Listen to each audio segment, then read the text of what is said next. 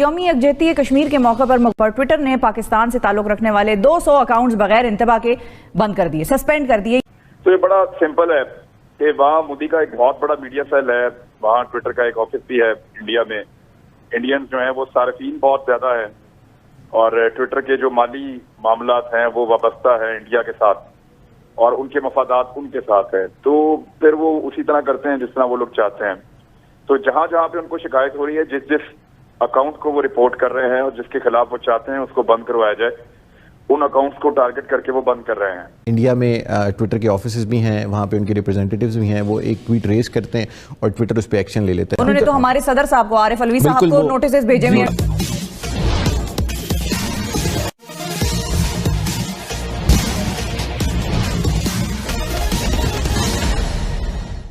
अभी social media वार चालू है, जिसे फिफ्थ जनरेशन वारफेयर भी कहते हैं। इस किसान आंदोलन में तो वो यह और तेज हो गया है। तरह तरह की गलत और भ्रामक सूचनाएं फैलाई जा रही हैं।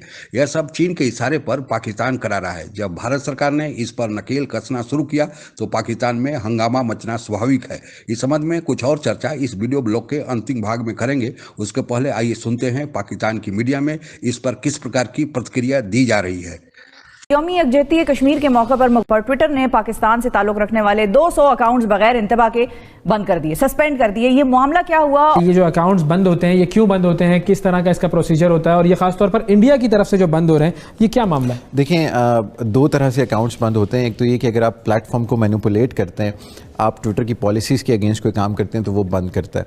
दूसरा जो कश्मीर वाला इशू है, रिसेंटली पिछले 1-1.5 साल से कश्मीर पे जो अकाउंट्स पाकिस्तान में से ट्वीट कर रहे थे, वो इंडिया ने बंद करवाए हैं। और ये कोई ढकी छुपी बात नहीं है। लोगों को ईमेल्स आती हैं जिसमें लिखा होता है कि आपका अकाउंट इंडिया की तरफ से लीगल नोटिस की वजह से बंद किया गया है, या आपकी ये ट्वीट रिपोर्ट की गई है, आप ये ट्वीट डिलीट करेंगे तो आप और इसमें मेंशन होता है कि इंडिया टेक्नोलॉजी एक्ट 2000 की वजह से हम आपका अकाउंट बंद कर रहे हैं या हम आपकी ये ट्वीट डिलीट कर रहे हैं।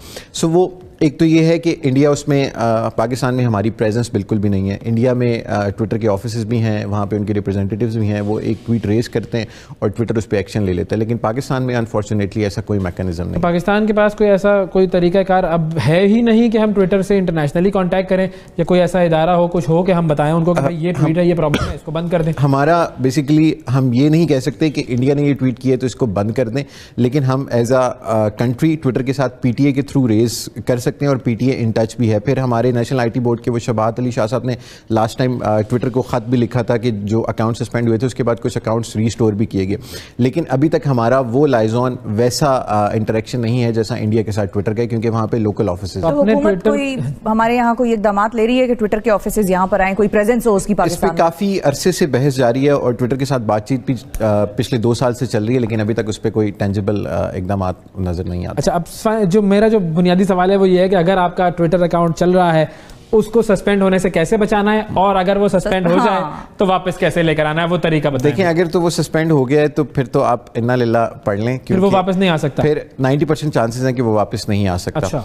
और अकाउंट सस्पेंड बेसिकली 2-3 वजूहात की वजह से होते हैं। जैसे पाकिस्तान में, उसमें हमारा भी कसूर है प्लेटफॉर्म के साथ साथ कि हमारे बहुत सारे लोग मल्टीपल अकाउंट चलाते रहे, बहुत सारे फेक अकाउंट चलाते रहे। ये टर्किश, आप देखते हैं कि कोई खातून है ट्विटर पर, वो कहती है मैं पाकिस्तान और टर्की की दोस्ती की एम्बेसडर हूँ। नहीं तो वो तो इंडिया में भी बहुत से ऐसे अकाउंट जो पाकिस्तान को गालियां दे रहे होते हैं, लेकिन होते ऑपरेट इंडिया से। क्योंकि ट्विटर के ऑफिसेज इंडिया में, तो वहां पे चीजें कंट्रोल में। पाकिस्तान में हम कोई भी गलत काम करते हैं, हमारे एक दोस्त है आप सब, उन्होंने ऑफिसेज के अकाउंट्स के लिए फ़ोन ही अलग रखा हुआ था और अपने पर्सनल अकाउंट के लिए उन्होंने फ़ोन अलग रखा हुआ है। सो हमारा जो मसला ये है कि हम मल्टीपल अकाउंट चला रहे हैं, एक ही नंबर पे, एक ही ईमेल एड्रेस पे, एक ही आईपी पे। जब आप ट्विटर का अकाउंट लॉगिन करते हैं तो ट्विटर आपके फ़ोन का मैक, आपका इंटरनेट, हालांकि आपके वाईफाई नेटवर्क को भी लॉक करता है कि आप वहां से और कितने मल्टीपल अकाउंट्स ना चलाएं, मल्टीपल अकाउंट्स एक फ़ोन से ना चलाएं, और उसके बाद जो भी उन अकाउंट्स की क्रेडेंशियल्स हैं, ईमेल्स और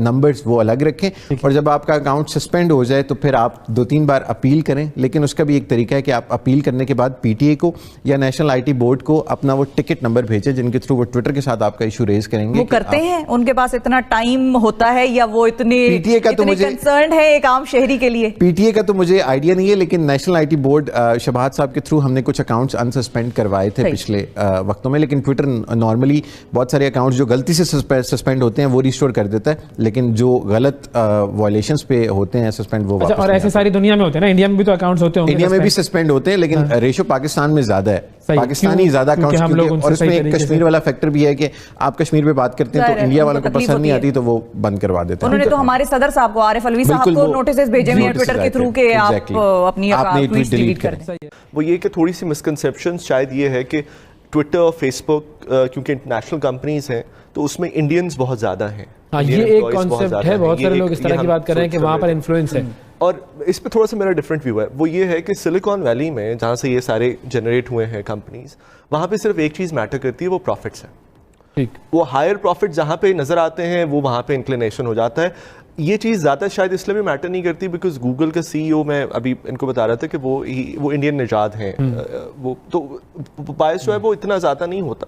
सबसे पहली बात तो ये है कि हमें थोड़ा सा ये समझना चाहिए कि हमारी मार्केट बहुत फ़र्क है, जो मार्केट डायनामिक्स हैं वो रूल करती हैं सोशल मीडिया कंपनीज पे, और पाकिस्तान में बहुत थोड़ा, शायद less than 1% of the Twitter's revenue Pakistan से जा रहा होगा। ठीक, देखिए पैसे, सिंपल सी बात है, पैसे जो है वो इंडिया की मार्केट से तो उनको बहुत सारे मिलेंगे, तो फिर तो बात सही हुई कि वो लोग, ऐसा नहीं है कि बहुत कह रहे हैं कि हमें पाकिस्तानी मार्केट से उनका रेवेन्यू उनको यहाँ लाना चाहिए। ये सबसे इम्पोर्टेंट पॉइंट है। जब तक हम उनको स्टेक नहीं देंगे पाकिस्तान में, जब तक हम उनको इनकरेज नहीं करेंगे इस लेवल पे कि वो पाकिस्तान में आके अपना बिजनेस करें और एग्जिस्ट करें, स्टेक जो आई थिंक बहुत अच्छा वर्ड यूज किया है मतलब, वो स्टेक नहीं है उनका भी यहाँ पे। तो अगर ये जो हमारी हुकूमत कह रही है कि हम फेसबुक से और ट्विटर से बातचीत कर रहे हैं और उनके सामने ये मामला रखा है, उसका कोई असर नहीं होगा उस वक्त तक जब तक स्टेक्स ना हो। एक फॉर्मूला होता है, उसको कैरेट एंड स्टिक कहते हैं। हाँ। हम सिर्फ स्टिक में बिलीव करते हैं फिलहाल।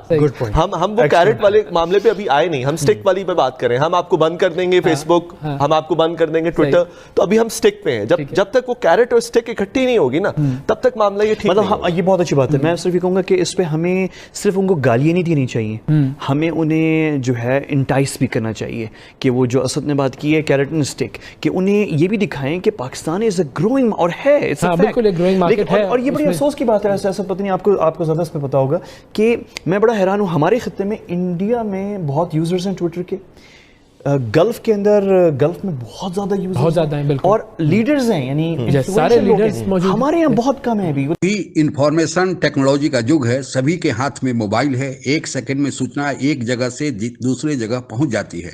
जो सूचना आई वो सही है या गलत, इसका भी पता लगाना मुश्किल है। बहुत लोग बिना सोचे समझे फॉरवर्ड कर देते हैं या अपनी राय व्यक्त कर देते हैं। देश विरोधी ताकतें इस अवसर का लाभ उठाती है और अवसर तलाश करते रहती हैं कि कब कोई गलत सूचना देश में फैलाई जाए। इसलिए जरूरी हो गया है कि समाचार जो देश विरोधी हो या किसी संप्रदाय के बीच भेदभाव फैलाने वाले हो, उसकी सच्चाई का पता लगा लें, तब अपनी प्रतिक्रिया दें। भारत सरकार अपने स्तर से इस पर कार्रवाई कर रही है, लेकिन हम लोगों की भी जिम्मेवारी है कि हम लोग भी किसी सूचना को फॉरवर्ड करते समय उसकी सच्चाई जान लें, उसके तह तक पहुँच जाए, तब ही आगे फॉरवर्ड करें या अपनी प्रतिक्रिया दें। यही आज देश हित में होगा। आज के लिए बस इतना ही। आप अगर हमसे जुड़ा रहना चाहते हैं तो कृपया मेरे चैनल को सब्सक्राइब करें तथा बेल आइकन भी दबा दें ताकि नई वीडियो की जानकारी तुरंत आप तक पहुंच जाए। धन्यवाद। जय हिंद।